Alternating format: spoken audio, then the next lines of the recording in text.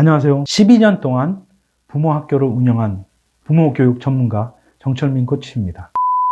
요즘 가장 이슈가 되는 것이 아동 학대인 것 같아요. 사실은 이 아동 학대를 어떤 범위로 볼 것이냐에 따라 심각해질 수도 있다고 생각합니다. 그런데 이제 제가 12년 동안 이제 부모 학교를 운영하고 많은 부모님들의 고민을 이제 상담해 드리면서 이제 가장 부모님들이 어려워하는 문제가 있었는데, 그것이 무엇이냐면 이제 대한민국 유초생 엄마들이 헐크처럼 화를 내는 문제였어요. 그러니까 이구동성으로 이 문제가 정말 어떤 엄마도 이렇게 떳떳하게 이렇게 수면 위에 올려놓고 이야기하기 어려운 문제라는 겁니다. 그런데 실제로는 지금 모든 가정에서 일어나고 있는 문제죠. 제가 예를 들면 이 중에서 유초등생 엄마 10명에게 이렇게 물어봅니다. 솔직하게 나는 우리 아이들에게 화를 낸 적이 없다 라고 말씀하실 수 있는 분 손 들어보세요. 그러면 없어요. 대부분의 엄마들이 지금 나도 모르게 헐크처럼 화를 냅니다. 욱하고 버럭하고 열폭하고 정말. 그래서 엄마들이 엄청 힘들어하고 답답해하죠. 어떤 엄마가 과연 사랑스러운 아이들에게 화를 내고 싶겠어요? 화를 내면 아이들이 자신감이 없어지고 눈치를 보고 방어적이게 되고 이런 걸 모르는 엄마들이 어디 있겠어요? 근데 문제는 화를 나도 모르게 화를 낸다라는 거예요. 특히 유초등생 엄마들. 대한민국의 유초등생 엄마들은 왜 헐크가 되는 걸까요? 정말 이 문제 때문에 많은 엄마들이 정말 힘들어하고 있습니다. 스트레스 상황에서 집에 와서 싸워대는 아들들 때문에 헐크같이 버럭했네요. 사람들이 줄 서서 기다린 식당 안에서 잠을 안 깬다고 짜증내는 아이에게 버럭했습니다. 외출 직전에 큰 놈이 우유를 쏟고 울고 겨우 치우고 나가려는데 작은 놈이 현관 앞에서 실수를 했어요. 결국 아침부터 버럭과 잔소리를 발사했습니다. 시험 공부하는데 마음이 콩밭에 가 있어서 한판 버럭했습니다. 감기가 걸려 몸이 아프니 나도 모르게 버럭이 올라왔네요. 꽥 소리를 지르고 말았네요. 열받아서 똑같이 청개구리 같이 하는 아이에게 똑같이 해줬네요. 좋은 엄마 되기 너무 어렵습니다. 오늘 아침부터 비난을 막 쏟아부었네요. 정신줄을 놓고 헐크가 되었네요. 순간 욱 성질이 나왔습니다. 이렇게 엄마들이 자기도 모르게 아이들의 버럭하고 욱하고 열폭하고 폭발하는 것들에 대해서 힘들어하고 있습니다.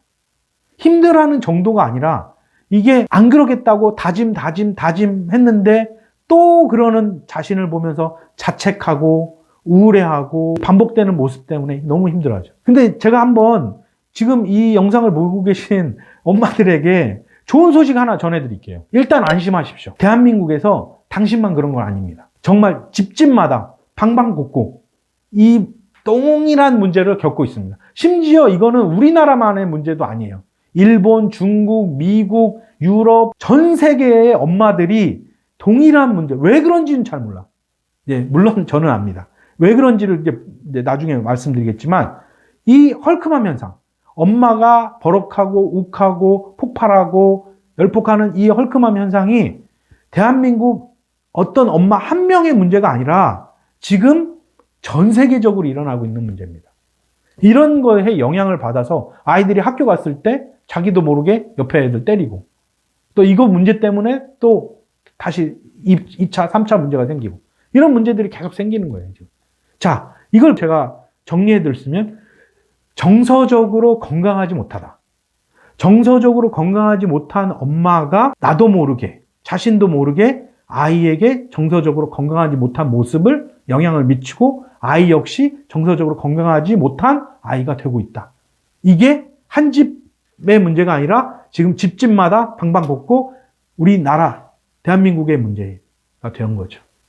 정서적으로 건강하지 못한 부모, 아이의 문제가 이게 확대가 되는 겁니다. 이게 심각한 겁니다, 지금. 저는 이 현상을 12년 동안 지켜봤습니다. 처음에는 왜 이런 문제가 일어나는지 몰랐는데 지금 이제 명확하게 이 문제가 어떻게 일어나는지를 알고 있고 이 문제에 대해서 헐크맘 5단계로 제가 정리를 해봤습니다. 제가 엄마들이 이제 헐크맘이 되는 그런 과정, 그리고 어떻게 정말 피할 수 없이 헐크맘으로 살아갈 수밖에 없는 과정. 그리고 이것들이 아이와의 관계에서 어떻게 영향을 미치고 계속적으로 이렇게 아이의 관계 문제를 만들어가는지 이걸 좀 말씀을 드릴게요. 이거는 지금 여러분이 이런 현상이 일어나는 것들을 이해하셔야지, 또 이 현상의 구조를 이해하셔야지 여기서 나오실 수가 있습니다. 이게 왜 일어나는지 모르면 어떻게 이게 나올 수 있겠습니까? 우리가 우물에 빠져 있어서 내가 우물에 빠져 있는지도 잘 모르면 우물에서 나올 수가 없는 거죠. 아, 지금 내가 우물에 빠져 있구나. 아, 그렇다면 이 우물의 구조는 이런 거고 난 여기서 나와야겠네. 이런 생각을 하게 되는 거지 않습니까? 그래서 좀 헐크맘 현상이 일어나는 5단계에 대해서 말씀드리도록 하겠습니다. 헐크맘 1단계입니다. 이거는 보통 아이가 이제 태어나서 0세부터 3세가 됐을 때 헐크맘 1단계. 이 단계를 이제 줄여서 말하면 우라가 축적되는 단계라고 말할 수 있습니다. 이제 아이를 낳고 육아를 합니다.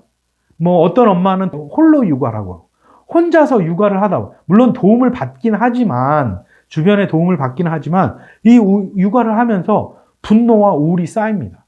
온몸에 분노가 쌓이면서 축적이 됩니다. 이게 이제 헐크맘 1단계 현상입니다. 헐크맘 2단계가 있습니다. 아이들 나이가 4세에서 7세. 이때는 아이의 자아가 생기면서 뭔가 스스로 뭔가 해보려고 하는 그런 단계죠. 미운 4살 단계. 예. 이 단계에 들어가면 엄마들은 이제 낮에는 버럭하고 밤에는 자책하는 단계. 남보, 밤자 단계에 들어갑니다. 그러니까 1단계에 축적된 우라가 아이들이 어떤 행동들을 미숙하고 엄마가 이해할 수 없는 행동들을 할 때 나도 모르게 엄마들이 폭발하는 거죠. 예, 1단계에 축적돼 있던 화들이 정말 버럭하면서 나도 모르게 버럭하면서 이제 폭발하는 거예요. 근데 이때 4살에서 7살 이제 어린이집이나 유치원 다니는 그런 단계인데 아이들이 엄마 눈치를 보는 거죠. 엄마도 알아요. 자기가 화를 내고 했을 때 이 사랑스러운 아이들이 엄마 눈치를 보고 아이에게 좋지 않은 영향을 주는 것 때문에 엄마 마음이 엄청 괴롭죠. 자책하고 우울하고 다시는 그러지 않겠다고 하는데 이게 반복되는 겁니다.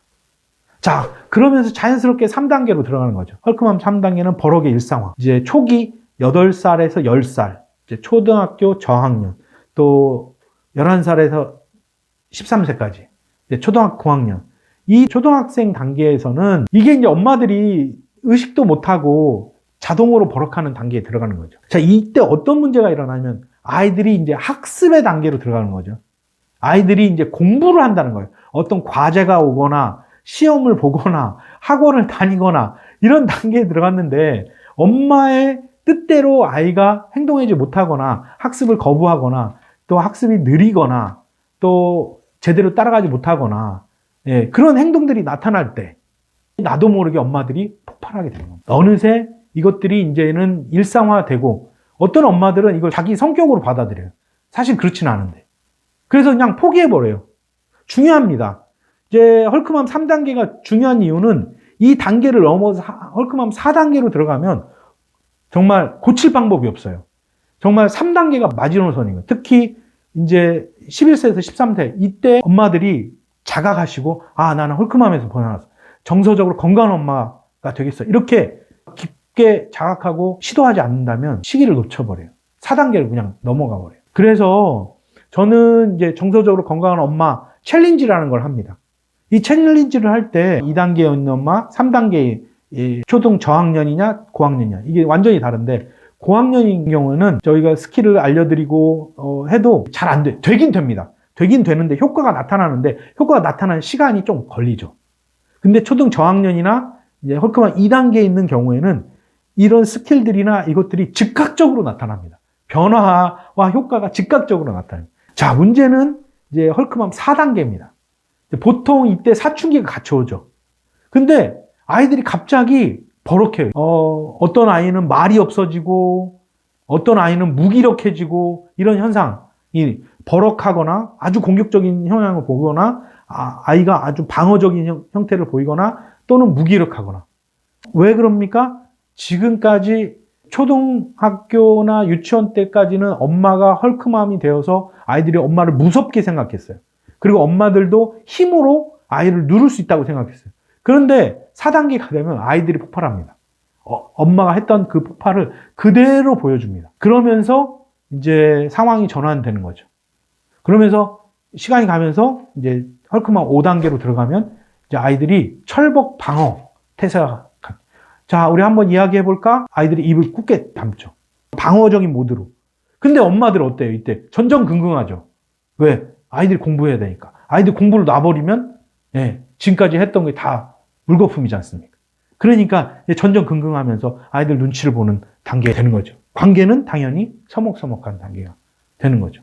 이렇게 1단계, 2단계, 3단계, 4단계, 5단계를 저는 특히 유초등생 엄마들 지금 진짜 이 방송을 듣고 있는 엄마들이 좀 자각하시고 이렇게 진짜 나 헐크맘에서 벗어나야겠다.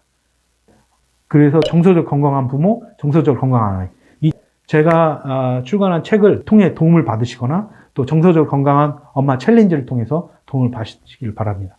정서적으로 건강한 사람으로 살아간다는 것들은 많은 유익이 있습니다.